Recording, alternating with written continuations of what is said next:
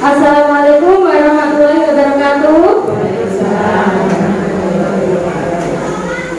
Yang terhormat Ibu Kepala SDN Sidodadi 1, Ibu Nurul Ida Asyana.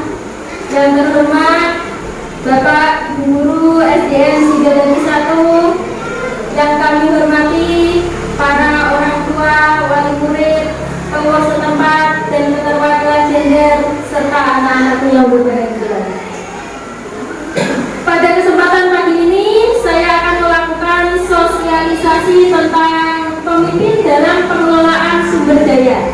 Di sini kita akan membahas tentang pengelolaan aset yang ada di SDN Sidodadi 1 itu. Sekolah sebagai ekosistem. Jadi ekosistem itu merupakan tata interaksi antara makhluk hidup dan unsur yang tidak hidup dalam sebuah lingkungan. Sebuah ekosistem itu mencirikan satu pola hubungan yang saling menunjang pada sebuah teritorial atau lingkungan tertentu. Jika diibaratkan sebagai sebuah ekosistem, sekolah adalah sebuah bentuk interaksi antara faktor biotik dan abiotik. Kalau biotik itu hidup, sedangkan abiotik itu tidak hidup. Nah, faktor biotik yang ada dalam ekosistem sekolah itu diantaranya ada murid, kepala sekolah, guru, staf atau tenaga kependidikan, pengawas sekolah, orang tua, masyarakat, dinas terkait, dan pemerintah daerah. Itu semua adalah faktor biotik yang ada di lingkungan SDN Sidodadi 1.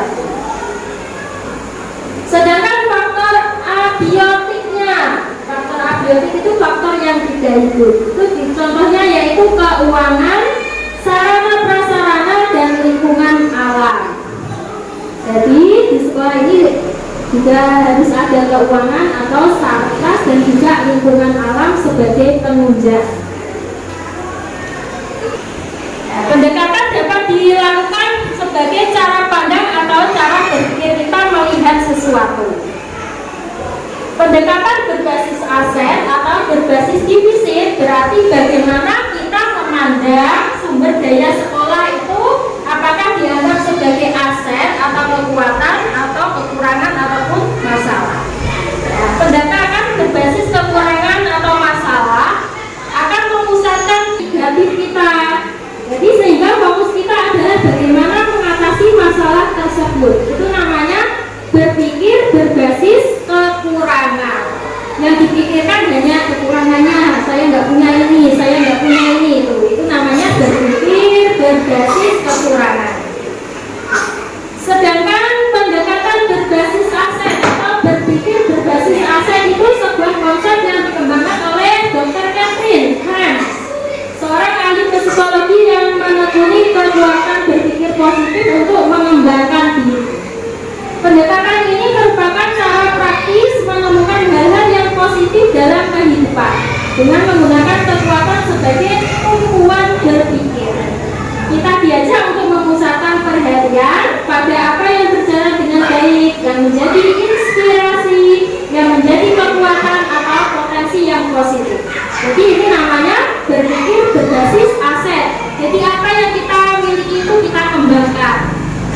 Kalaupun sedikit tetap kita kembangkan, mencari apa yang kita punya. Jadi berpikir itu ada dua jenis tadi, yaitu berpikir berbasis kekurangan dan berpikir berbasis aset. Kalau kekurangan kita hanya melihat kekurangannya apa ya, salah kita apa ya, itu namanya berpikir berbasis kekurangan. Kalau berpikir berbasis aset, kita melihat apa yang kita punya, sekecil apapun akan kita gunakan dan itu akan kita kembangkan. Sebagai komunitas, sekolah dapat memanfaatkan sumber daya yang dimilikinya, sama seperti komunitas pada umumnya. Pemanfaatan sumber daya alam yang dimiliki sekolah dapat memanfaatkan konsep yang digunakan pada pendekatan komunitas berbasis aset. Kita di sini diajari untuk berpikir berbasis aset, bukan berbasis kekurangan. Nah, ada 7 model utama yang dapat membantu mengenali sumber daya yang menjadi aset sekolah dalam pemanfaatannya. Ketujuh aset ini dapat saling beririsan satu sama lainnya.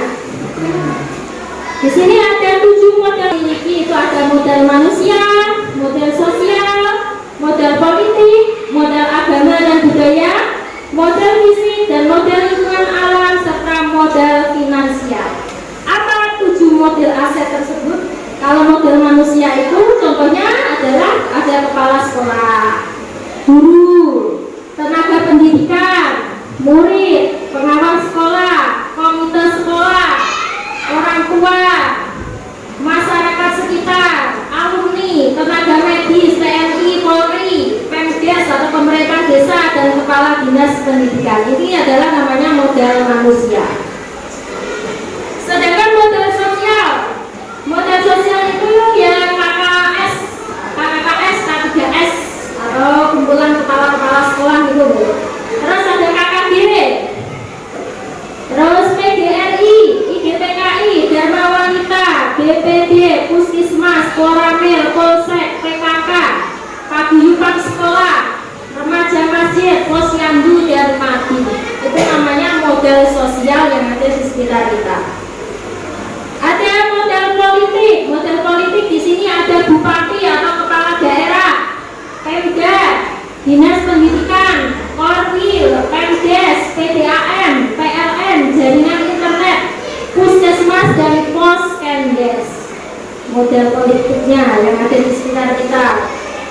Terus yang model agama dan budaya itu contohnya pondok pesantren, rukinan tahlilan, pawai budaya, nyadran, perayaan Idul Fitri, perayaan Idul Adha, peringatan Maulid Nabi Muhammad, takbir keliling dan pawai ta'aruf. Sedangkan model fisik di sini ada bangunan meliputi kantor, musola, perpustakaan, UKS, gudang, MCK dan ruang kelas. Sedangkan infrastrukturnya ada jalan, lapangan, wifi, sanitasi, PAM atau PDAM dan listrik. Model lingkungan alam yang ada di sekitar sini ada area persawahan, kebun sekolah. Ya, aku nggak punya kebun, umpamanya kan ada kebun kecil-kecil, itu namanya juga kebun. Taman sekolah, embung, udara bersih dan juga sungai. Itu namanya model lingkungan alam. Yang terakhir yaitu model finansial. Model finansial itu berupa bos yang berhubungan dengan keuangan, ya. Bos, ada PIP, ada Jumat Berkah. Di situ adalah model finansialnya. Terima kasih, salam dan bahagia. Itu tadi sekedar ulasan tentang aset, ya. Jadi hari ini kita akan coba untuk mengelompokkan aset-aset yang kita punya di SDN Sidoarjo 1 ini.